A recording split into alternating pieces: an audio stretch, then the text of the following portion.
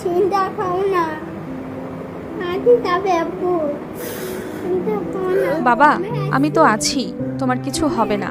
5 বছরের সন্তানের মুখে এই কথাটুকুই যেন বেঁচে থাকার সাহস যোগায় বাবাকে। অথচ তিনি ছেলের হাত ধরে নিয়ে যেতে চেয়েছিলেন স্কুলে, হতে চেয়েছিলেন ভরসা, কিন্তু একটি দুর্ঘটনায় ভেঙে যায় সেই স্বপ্ন। শারীরিক অপারগতা ও স্বপ্নভঙ্গের যন্ত্রণায় কাতর রুবেল বাঁচতে চাইছেন মানুষের সহযোগিতা।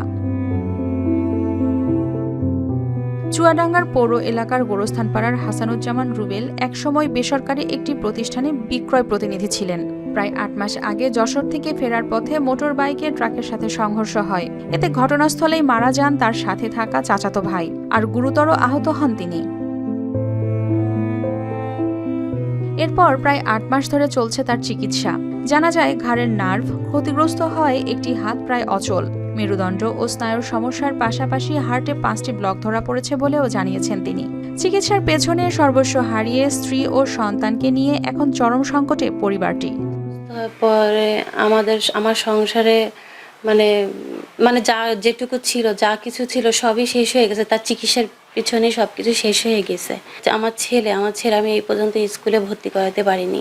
লোকজন বিত্তশালী যারা আছে তারা যদি সবাই এগিয়ে আসে বা সরকারিভাবে কোনোভাবে তার যদি সুচিকিৎসা করা হয়, সেই ক্ষেত্রে সে তার জীবনটা ফিরে পায়। উন্নত চিকিৎসার জন্য বিদেশে যাওয়ার প্রয়োজন বলে জানিয়েছেন রুবেল, কিন্তু সেই ব্যয় বহনের সামর্থ্য নেই তার। কিন্তু ছোট ছেলের জন্য বাঁচতে চান তিনি, তাই প্রধানমন্ত্রী সহ দেশের বিত্তবানদের কাছে চেয়েছেন সাহায্য। আমার মাসুম বাচ্চা, আমার ছেলেটা, আমি সইতে পারি না আমার কষ্ট। 8টা মাস আমি হাত নড়াইতে পারি না। আব্বু কিছু খাবি? আব্বু আমার 24 ঘন্টা ব্যথা যন্ত্রণা।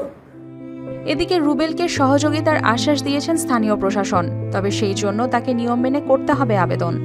যদি আবেদন করেন তখন তার আবেদনের বিষয়টি বিবেচনা করে আমরা চেষ্টা করব এই 4টা যে খাত আমরা বললাম এইটার ভিতরে কোনোটা থেকে যদি তাকে আর্থিক সহায়তা করার সুযোগ থাকে আমরা অবশ্যই সেটি আন্তরিকভাবে চেষ্টা করব।